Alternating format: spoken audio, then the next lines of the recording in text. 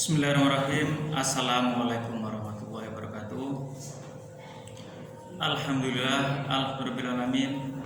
Salatu wassalamu ala asrafil anbiya wal mursalin wa ala alihi wa sahbihi ajma'in. Amma ba'd. Pemirsa yang dirahmati Allah Subhanahu wa taala, tidak terasa hari ini kita sudah memasuki 10 hari di bulan Ramadan, di mana Rasulullah Shallallahu Alaihi Wasallam ketika memasuki 10 hari terakhir di bulan Ramadan ini, beliau meningkatkan intensitas ibadah beliau. Tidak hanya itu, tetapi beliau juga mengajak seluruh anggota keluarganya untuk meningkatkan intensitasnya di hari 10 terakhir Ramadan ini. Tentunya kita bertanya pemirsa, kenapa beliau seperti itu? Kenapa Rasulullah meningkatkan intensitasnya di hari-hari terakhir di bulan Ramadan? Ada rahasia apa sebenarnya di balik 10 hari di bulan Ramadan? Nah, tentunya ada sebuah rahasia yang besar. Sebagaimana banyak kita dengar, banyak kita simak dari beberapa ustadz atau pendapat-pendapat bahwasanya malam Lailatul Qadar itu turun pada 10 hari terakhir di bulan Ramadan. Nah, bagaimana kemudian dengan kita? Rasulullah adalah orang atau manusia yang mempunyai pahala yang paling banyak di antara manusia yang ada di bumi ini, dan beliau adalah pemilik surga yang paling atas. Tetapi beliau masih melakukan intensitas ibadah ketika masuki bulan Ramadan, 10 hari terakhir di bulan Ramadan ini. Nah, bagaimana dengan kita? Maka seyogyanya lah kita juga harus meningkatkan intensitas ibadah kita di 10 hari terakhir ini. Ada beberapa ibadah yang mungkin bisa kita lakukan dengan harapan nantinya ketika kita bisa melaksanakan ibadah itu, maka kita akan memperoleh nikmat, yaitu berupa malam Lailatul Qadar. Pemirsa yang berbahagia, dalam kitab Tambil Ghafilin tentang bab doa, di sana dijelaskan bahwa ada 5 hal yang ketika kita melakukan 5 hal itu, insya Allah kita tidak akan terhalang, atau insya Allah kita akan mendapatkan 5 hal yang sebaliknya. 5 hal tersebut diantaranya yang pertama adalah barang siapa dikaruniakan rasa syukur, dikarenakan rasa untuk bersyukur, maka insya Allah akan ditambah. Sebagaimana firman Allah dalam surat Ibrahim, la in syakartum la azidannakum. Sesungguhnya jika kita bersyukur, maka kita akan mendapatkan nikmat, atau kita akan ditambah nikmat.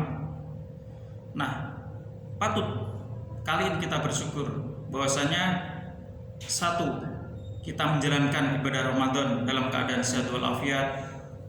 Kedua, kita menjalankan ibadah Ramadan dalam keadaan damai, tenang, negeri kita tidak ada apa-apa. Nah, sebenarnya halal itulah maka kita patut untuk bersyukur. Dan syukur yang paling tinggi adalah kita masih menemukan bulan Ramadan saat ini. Karena belum tentu pemirsa kita akan menemukan bulan Ramadan di tahun depan.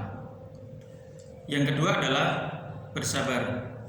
Sebagaimana firman Allah dalam surat Az-Zumar ayat 10 yang artinya, sesungguhnya hanyalah orang-orang yang bersabar yang dicukupkan pahala mereka tanpa batas. Pemirsa yang berbahagia, dalam bulan Ramadan ini Allah menguji kesabaran kita dengan memberikan larangan terhadap nikmat-nikmat yang diberikan. Namun di balik itu semua tentunya Allah juga memberikan pahala yang sangat besar yang kita tidak tahu. Karena bahwasanya pahala puasa di bulan Ramadan ini adalah langsung oleh Allah Subhanahu wa taala. Yang ketiga adalah taubat. Sebagaimana firman Allah, wa walladzi yuqbalu taubata an ibadi. Barang siapa bertobat, maka Allah akan mengampuni taubat, menerima atau mengampuni. Nah, tentunya dalam bertobat ini kita melakukan tobat yang sesungguh-sungguhnya dan tidak mengulangi. Alangkah lebih baiknya di dalam bulan Ramadan ini kita banyak melakukan evaluasi diri terhadap kesalahan-kesalahan kita. Selain kita sudah beristighfar, kita juga melakukan taubat terhadap dosa-dosa yang kita lakukan, sehingga hati kita akan menjadi ringan dengan penuh semangat dalam menjalankan ibadah puasa di bulan Ramadan ini. Kemudian yang keempat adalah memperbanyak istighfar.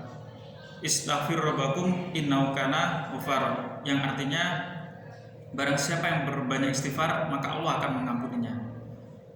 Nah, tentunya ini bisa kita lakukan di bulan-bulan Ramadan. Kita banyak istighfar, kita banyak minta ampun kepada Allah Subhanahu wa taala. Dan yang terakhir adalah barang siapa yang diberi kemampuan doa, maka Allah akan terimanya. Sebagaimana firman Allah, ud'uni astajib lakum. Maka Allah akan menerima doa hambanya. Tentunya dengan beberapa catatan. Khusus dalam bab doa ini, terkadang banyak di antara kita yang tergesa-gesa ingin doa kita itu dikabulkan. Tetapi Allah Subhanahu wa taala dalam kabulan doa itu memiliki 3 macam. Yang pertama adalah disegerakan di dunia sebagaimana permintaan kita. Dan jika tidak, kemudian yang kedua adalah doa yang kita panjatkan itu akan digunakan oleh Allah Subhanahu wa taala menghapus kesalahan-kesalahan kita. Yang tentunya sesuai dengan apa yang kita doakan. Dan yang terakhir adalah ketika tidak dikabulkan di dunia atau tidak digunakan untuk menghapuskan kesalahan-kesalahan kita, maka yang ketiga adalah disimpan oleh Allah Subhanahu wa taala dan kelak akan ditampakkan di akhirat. Sehingga bisa jadi mungkin kita diuji kesabaran kita setiap kita berdoa, kita tidak, atau Allah mungkin belum mengabulkan doa kita, karena tentunya Allah juga menilai hambanya.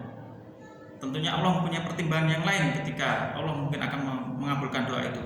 Tetapi yakinlah bahwa Allah Subhanahu wa taala akan memberikan apa yang kita minta itu. Kalau tidak di dunia sekarang, maka akan diberikan di akhirat kelak. Pemirsa yang berbahagia, demikian beberapa hal yang bisa kita lakukan di bulan Ramadan ini.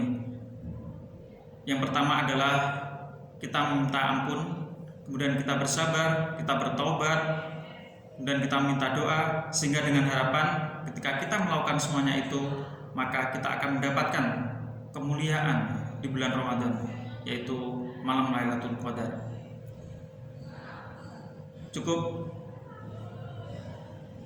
Saya kira cukup di sini apa yang bisa kami sampaikan. Mohon maaf atas segala kekurangan. Billahi taufiq wal hidayah. Wassalamualaikum warahmatullahi wabarakatuh.